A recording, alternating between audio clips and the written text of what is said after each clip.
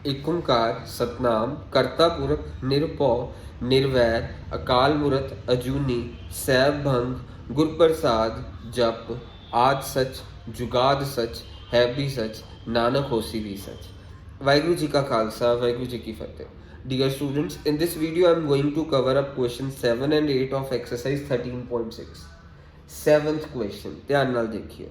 इस क्वेश्चन च क्या है, एक लेड पेंसिल है, तुहानू पता ही है लेड पेंसिल हुंदी है इदां दी सिलेंड्रिकल शेप दी हुंदी है पेंसिल। वो कहते लेड पेंसिल इज देयर, तुहानू पता अंदर ग्रेफाइट हुंदा, बार बार आ लकड़ी हुंदी है साइडां ते। सो आ ग्रेफाइट अंदर पिया, इंसर्टेड है ग्रेफाइट इहदे अंदर। ते तुहानू क्वेश्चन दे विच क्या है कि इस ग्रेफाइट दा पहला ग्रेफाइट दा डायमीटर कितना दिता 1 mm 1 मिलीमीटर ग्रेफाइट दा डायमीटर दिता एंड इस पूरी पेंसिल दा डायमीटर दिता तुहानू क्वेश्चन दे विच पूरी पेंसिल दा दिता 7 mm पूरी पेंसिल दा डायमीटर 7 mm दिता एंड तुहानू पूरी पेंसिल दी लेंथ कितनी दिती है क्वेश्चन पेंसिल दी लेंथ दिती है तुहानू question 14 centimetre pencil the length is 14 centimetre. अच्छा सानू पहला की करना क्वेश्चन क्या वॉल्यूम ऑफ लक्कड़ तो आ वाली चीज़ ही है ना, सिर्फ वुड का साइडा ते ही है।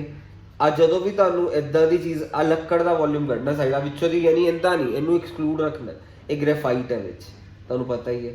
सो ग्रेफाइट तो एग्जैक्टली एक सिलेंडर ही है, बट जो वुड है ना, वुड नूं असीं कह सकते हैं होलो सिलेंडर, सानू आ चीज़ नहीं चाहिए। सो लक्कड़ का वॉल्यूम कितना निकलेगा, पहला इस सेंटीमीटर नूं मिलीमीटर च कन्वर्ट कर देंगे। सो 1 सेंटीमीटर नूं मिलीमीटर च कन्वर्ट करने लई 10 दे नाल मल्टीप्लाई करें तो साडे कोल 140 mm आ गया। सो पहला वॉल्यूम ऑफ लक्कड़, वॉल्यूम ऑफ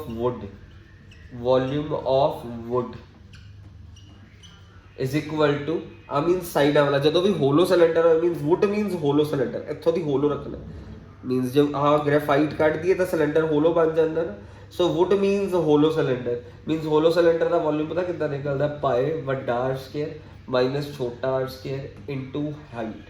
वड्डा आर की है देखो, पूरा वड्डा आर हैगा साडा, डायमीटर वड्डे का 7 है, मीनस रेडियस की होगा 7/2 10 स्केयर माइनस छोटा आर की होगा, छोटा रेडियस डायमीटर 1 है तो रेडियस की होगा 1/2 10 स्केयर इनटू हाइट देखो कितनी है बच्चों 140 mm। सो आप इनू सॉल्व कर लेंगे, वॉल्यूम ऑफ वुड आ जाएगा। फिर सेकंड पार्ट तुसीं करना volume of graphite,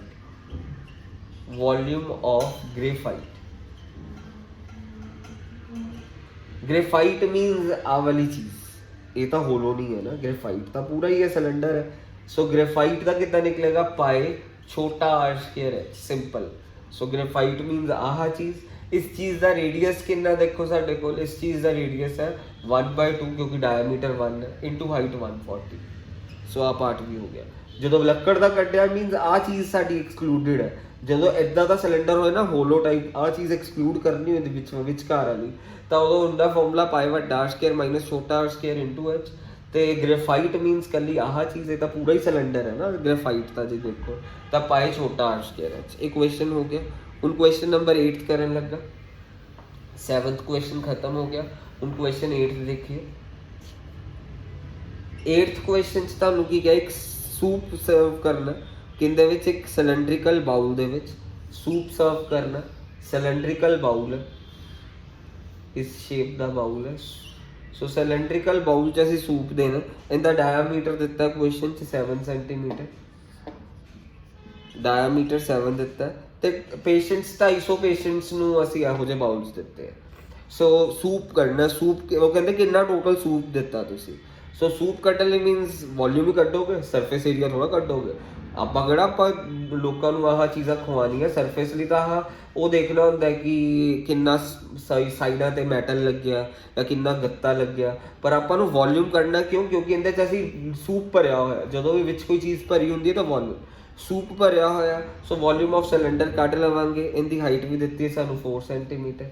volume of एक सिलेंडर कटांगे, so volume of 1 cylinder is equal to what, pi r square h. So volume of एक cylinder pi r square h नाल निकल जाएगा। फिर वॉल्यूम ऑफ सूप कट लोगे, वॉल्यूम ऑफ सूप कितना निकलेगा तुहाडे कोल, वॉल्यूम मीनस मल्टीप्लाई बाय 250 कर दोगे, means volume of one cylinder ਕੱਢਿਆ ਇੰਨਾ pi r square h, pi ਦੀ value 22/7, radius diameter 7 ਹੈ ਤਾਂ radius 7 ਦਾ half 10 square into height ਕਿੰਨੀ ਹੈ 4 centimeter, ਤਾਂ volume of suit ਕਿੰਨਾ ਹੋਊਗਾ, ਜੋ ਵੀ ਆਹ ਵਾਲਾ ਆਨਸਰ ਆਇਆ ਹੋਏਗਾ ਉਹਨੂੰ ਮਲਟੀਪਲਾਈ ਬਾਈ 250 ਕਰ ਦਾਂਗੇ, ਆਹ ਵਾਲੇ ਆਨਸਰ ਨੂੰ ਜੋ ਵੀ ਇੱਥੇ ਆਨਸਰ ਆਏਗਾ ਉਹਨੂੰ 250 ਨਾਲ ਮਲਟੀਪਲਾਈ ਕਰ ਦੇਣਾ, that's the volume of soup. Question is finished now.